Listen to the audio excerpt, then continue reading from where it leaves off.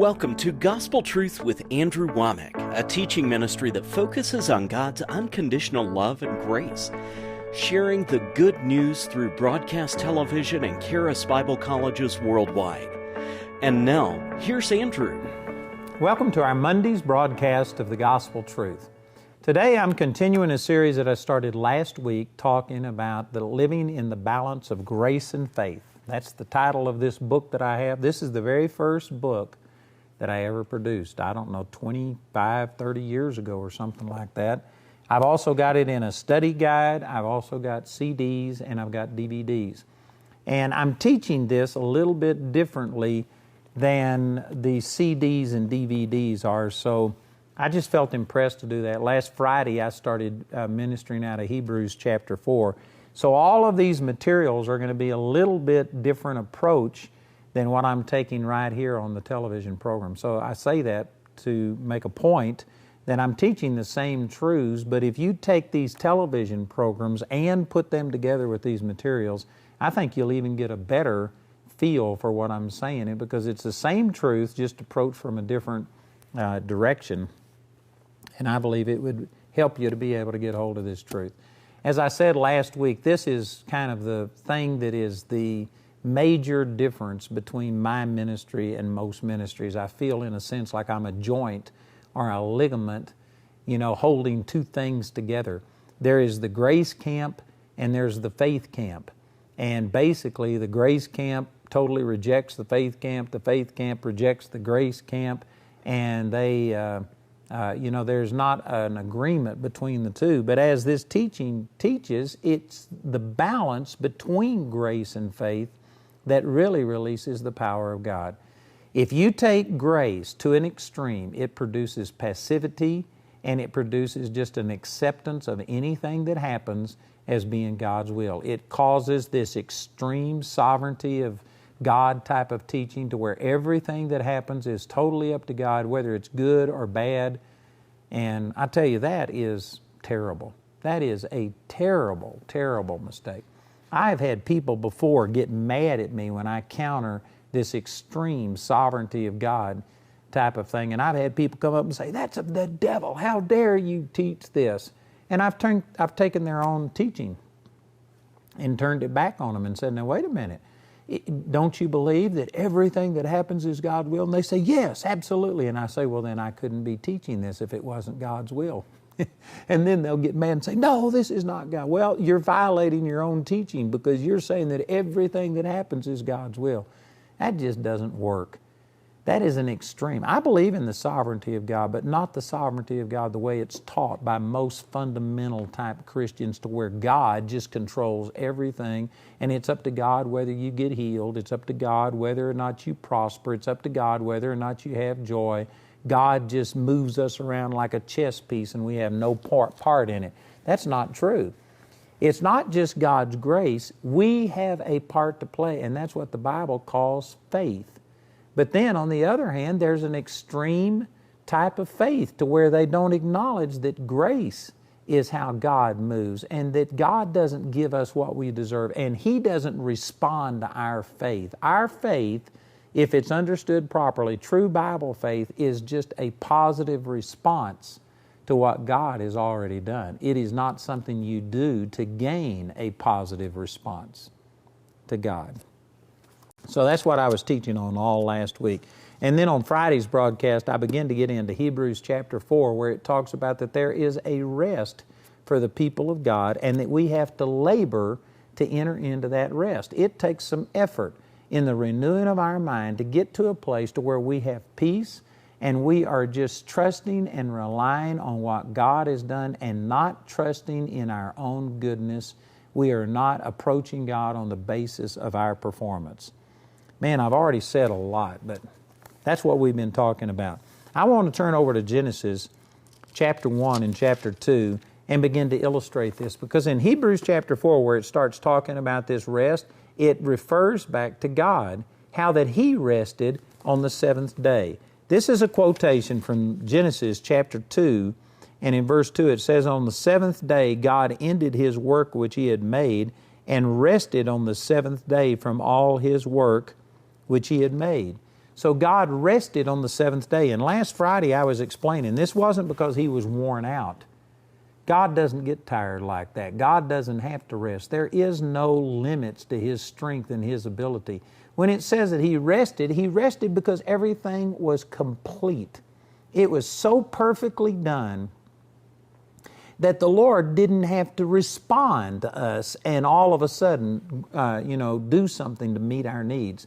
Now, this is really important because this illustrates perfectly what I'm talking about us putting faith in God's grace.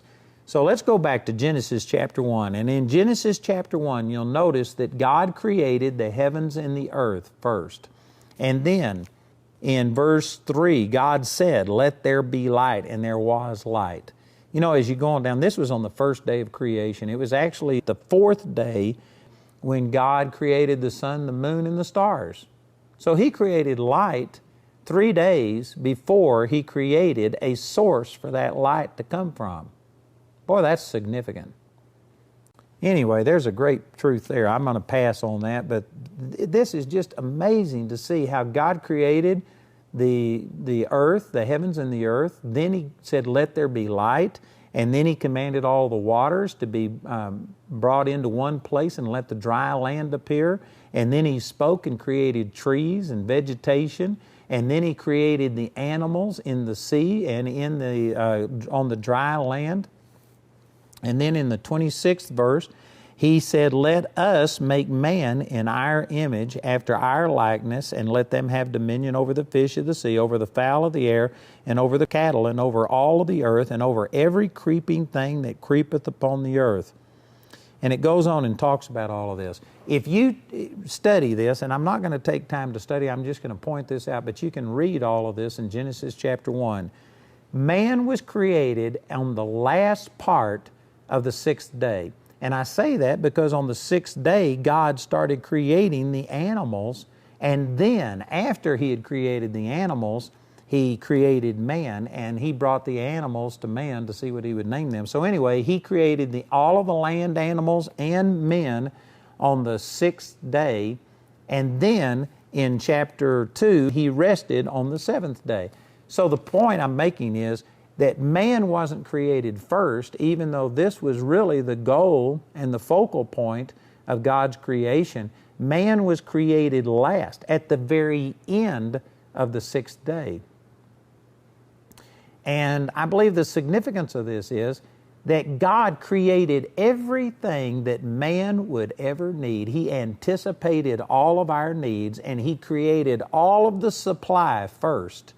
And then He created us so that we immediately entered into this rest, into this Sabbath day where everything was complete. God rested, not because He was tired, but because everything was complete. And then we immediately entered into this completeness. And so Adam, when he needed a breath, God didn't have to create air for him to breathe. He had anticipated this, and He already created the air, and all Adam had to do was just breathe. When Adam needed something to eat, he didn't have to go and say, "God, I'm hungry," and then God had to respond to him and provide him with something to eat. But God had already anticipated this, and there was enough food on this planet, I believe, to feed millions, billions of people. Did you know that we now have over 7 billion people on the planet by some people's estimation? And yet, God has never had to create any new air. He hasn't had to create new food. He hasn't had to create new trees, new ground, new anything. Did you know that God, when Adam and Eve were here on this earth by themselves, I believe that there was enough air to support the 7 billion plus people that we now have. There was all of that provision back then. There was all of the food back then to support all of the people that we see on the planet today. God anticipated the needs not only of Adam and Eve, but of the entire human race for all time in the future. God created everything that we'll ever need. I believe that all of the gold, all of the silver, all of the metal that we'll ever need, all of the resources in the earth that the entire human race will ever need, God anticipated it, and it's already here. This is one of the reasons that I do not embrace and promote the attitude that so many people promote today about the earth is so fragile and we're destroying the earth, and that if we don't do something, we're destroying the ozone layer, or we're destroying all of this stuff. God anticipated everything that the human race would ever do, and I believe that the earth is not fragile. I think that a lot of this thought comes from the fact that people do not believe that it was supernaturally created. They believe that we evolved. They believe it's all chance and circumstance, and that it's very fragile, that it is a absolute anomaly, that life exists because the chances, the odds are against us, and they believe it's fragile and that we can do something to destroy it. I don't believe that at all. I believe that God created it, and man, He knew everything that man would ever do. He provided everything that we ever need. Now, does this mean that we just continue to use fossil fuels forever? I don't know if there is a limit to fossil fuels. I've heard some reports that literally if we were to use the fossil fuels that are available right now, it would sustain anything that the human race wants to do, billions of people, for hundreds of years. And so I'm not sure that we are nearing an end of that supply. But if we were, well, then there's another way of doing it. I actually have seen a car that ran over 100,000 miles on water, and it somehow or another separated the hydrogen and oxygen from the water, and it ran over 100,000 miles. They drove over 100,000 miles on water. If it's not fossil fuels, there's something else. So anyway, I don't want to get off into all this environmental stuff, but I do not believe that the earth is fragile, that we are destroying it, that we can destroy it. I think that that is an exalted view of mankind and a diminished view of God, people that hold those kind of things. But my point in saying all of this is God created everything that the entire human race would ever need, and then He rested, not because He was tired, but because it was complete. He anticipated every problem, every need, everything that the human race would ever need, and it's all here. It's all here. I can't prove this by Scripture, but just based on what I know about the Lord, I believe that He could have spent eons thinking about exactly what He was going to create and what would happen and all of the needs of men. And then when He said, "Let there be light," boy, those words may have caused everything to come to pass, but He could have put, eons of time into thinking about what that meant, and He just created these lights and did these things. But God anticipated every need, and when Adam needed something, he didn't have to go to God and God say, "Oh, I forgot that you need to breathe. Here, let me create air." And then he gets hungry and he says, "Oh, I didn't anticipate this, but if you will believe me, I will give you food." No, God created everything that Adam and Eve, the entire human race, could possibly desire. Everything that we could ever want is here in a supernatural abundance.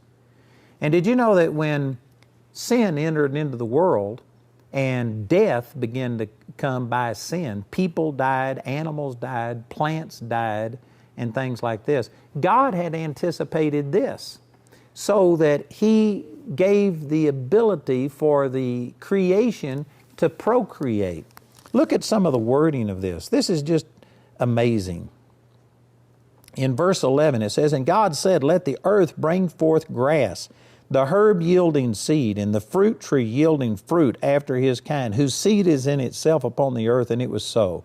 And the earth brought forth grass, and herb yielding seed after his kind, and the tree yielding fruit, whose seed is in itself after his kind. And God saw that it was good."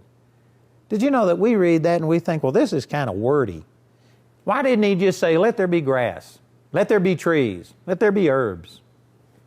Because see, if He would have created it that way, once sin entered into the creation and those original trees and grasses and herbs died, then He would have had to create new grass and trees and herbs and things like this.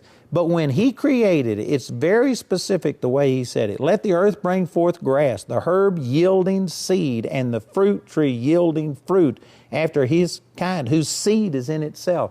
Did you know that the way He spoke these things into existence, He gave all of the grass, all of the herbs, all of the fruit trees, and as well animals and people, the ability to reproduce. So that when sin entered in and death began to come into the creation, He doesn't have to get up in the morning and say, let there be 1,000,000 new cows to supply the needs of mankind. Let there be 1,000,000 new banana trees and things like this. He created them so that they reproduce, they procreate.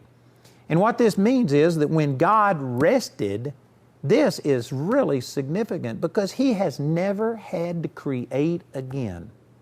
He doesn't get up and create new animals, new people, new trees, new fruit, new anything. He anticipated everything that could ever happen, even sin coming in and death beginning to cause the end of grass and trees and herbs and stuff. And He anticipated this and gave them the ability to procreate through these seeds. So that when it says God rested on the seventh day, this is a really accurate description that He doesn't get up and He isn't having to recreate new things. He's not having to do things. He's anticipated the needs of the human race for, right now since the creation recorded in the Bible, it's been a little under 7,000 years, and He has never had to create anything since then. He anticipated all of this. And if we grow to where there's 14 billion people on the planet or whatever, there will always be enough air, there will always be enough oxygen, there will always be enough food, there will always be enough resources. And some people say, well, see, you just don't understand that we are depleting all of these things. Well, you don't understand that God rested. He anticipated all of these things, and He made everything so complete that all Adam had to do was just, if he wanted a banana, just reach out and grab it and say thank you. Now, did this mean that God fed it to him intravenously? He didn't get it by osmosis. There was something he had to do. He had to reach out, he had to take the banana, he had to peel the banana, he had to put it in his mouth, he had to chew it, he had to swallow. But God had already made the provision before he ever had the need. And see, there is a perfect illustration in this for what I'm talking about, the balance between grace and faith. There are some people that think that God hasn't anticipated what their problem is. And so when they have, like, say, for instance, a physical need, a healing, if they get cancer in their body, they go to God, no, God, please heal me. And they believe that they have to do something to make God move and heal them. But the Bible teaches us, 1 Peter 2:24, that by the stripes of Jesus we were healed. It's already been done. It's very similar to Adam. When he got hungry, he didn't have to ask God for a banana. God had already created it. It was already there. All he had to do was reach out and take it. Now, it didn't automatically happen. God didn't just, make him receive the nourishment from that banana without him reaching out, taking it, peeling it, and eating it. But he was just responding to what God had already provided. God had already provided the need. And his faith was nothing but a positive response to what God had already provided. This is the way that faith and grace need to operate in the New Testament. We need to believe that God, by grace, has already healed us, just like 1 Peter 2:24 says. By His stripes we were healed. And so when the doctor tells you that you've got cancer, you don't go and, oh God, would you please heal me? See, by you looking at it that way, there's an element of doubt in it. If God hasn't healed you, well, then there's a possibility that He might not heal you. And most people think it's just dependent on how sincere they were, how hard they pray, how hard they cry, how desperate their situation is, and so they do things. And if they don't see immediate results, then they'll call the prayer chain and try and get other people to put pressure on God. And maybe if we could get 1,000 people bombarding God, He might not respond to your prayer by Himself. But 1,000 people, maybe that would motivate God. I know you wouldn't say it that way, but that is the logic that a lot of people use. And see, what you're doing is just denying that God has already anticipated, and by His stripes you were healed. It's already done. You don't have to go to God and ask God to heal you and say, God, please respond to my faith. I believe in you. Now you heal me. Again, see, that has doubt in it. But if you can understand that just like Adam, he had already created everything that he ever needed to eat, and all Adam had to do is just pick and choose what it was that he wanted to eat, reach out, take it, and say thank you. Likewise, God has already provided your healing. If you've been diagnosed with cancer or ALS or anything that's incurable, you don't need God to heal you. By His stripes you were healed. You know, it says by His stripes. When did Jesus take stripes? That was when He was here on the earth in His physical body in Herod's judgment hall. He was beaten with stripes, and by those stripes 2,000 years ago, you were healed. God has already provided it. It's here. It's not a matter of you getting God to heal you. It's a matter of you reaching out and taking it. You know, similar to you can make iron from rocks and stuff, but it's not just automatic. You can't just take a rock and it's automatically a piece of iron. There's some things that you have to do to heat that, to melt it, to temper it, and to beat it into the right shape and to make the right tool out of it or the right steel beam or whatever. But everything that it takes is already there. There may be some assembly required on your part, but God has already provided it. Likewise, God has already provided your healing. God has already provided your prosperity. God's already provided your joy. He's already provided your direction. God is not responding to your faith, and when you come up with the problem, God says, oh man, this is bad. I need to heal them. No, 2,000 years ago, God anticipated the sickness and the disease that would come in the earth, and He took it into His own body, and you were healed of your cancer, of your ALS, of your multiple sclerosis. You were healed of all of these things 2,000 years ago. The provision is already there. You've just got to discover it. You've got to believe that it's done, and then by faith reach out and begin to rest in this. Instead of trying to work and get God to do something, oh God, hear my cry. God, respond to me. God, do something. See, that's the attitude that the average Christian has. But instead, it ought to be, God, thank you that before I even found out about this problem, you already dealt with it, that you've already healed it, you've already provided it. Thank you, it's a done deal. Now, how do I receive this?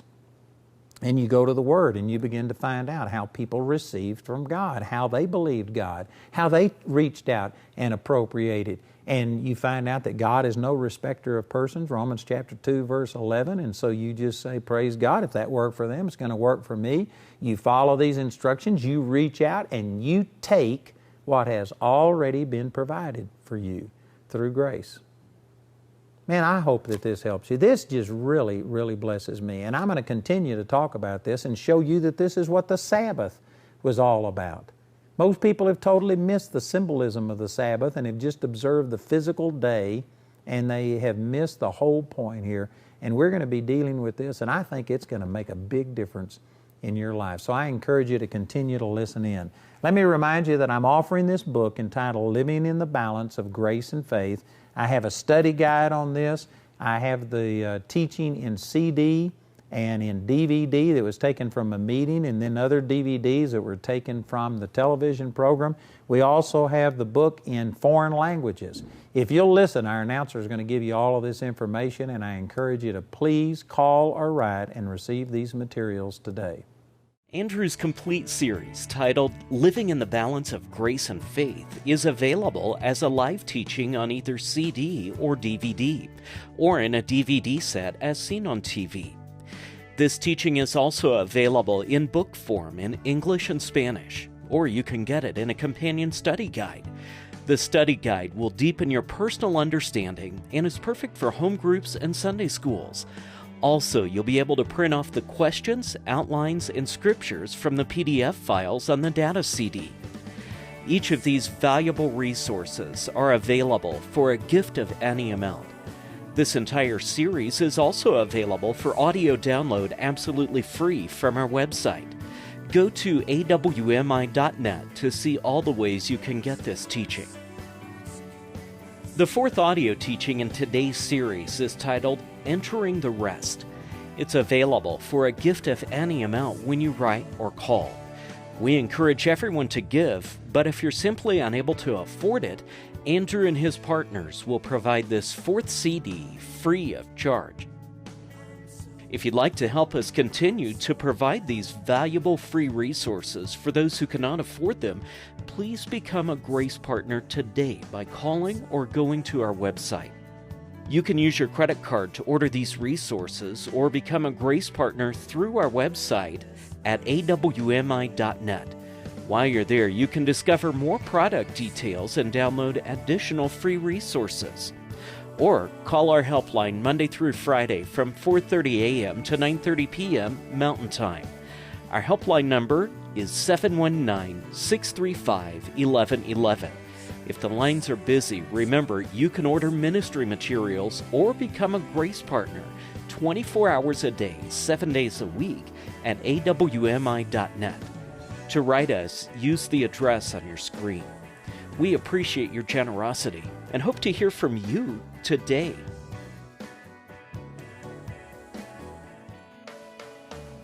We'd like to point out Andrew's upcoming speaking schedule. Mark your calendars to come meet Andrew at one of these events.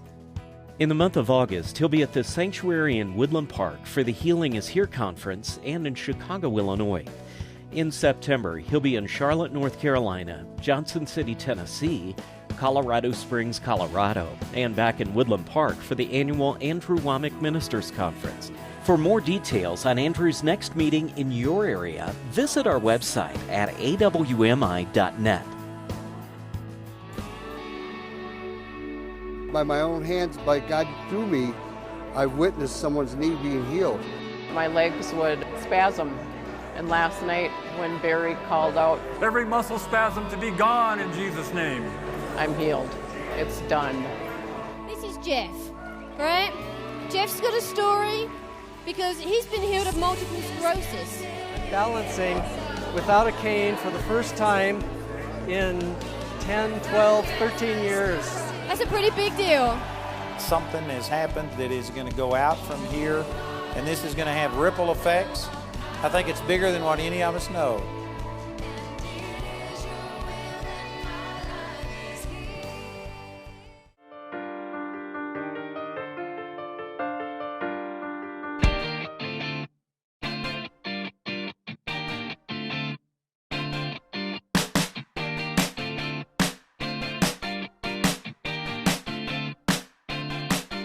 It was right after my second year that I took the worship pastor position here at Charis Christian Center. I think understanding that message and understanding grace, understanding our authority as a believer has given me just a lot of confidence as a leader to lead, 800 people that come on a Sunday here, and I can boldly lead them to a place, with Christ-centered worship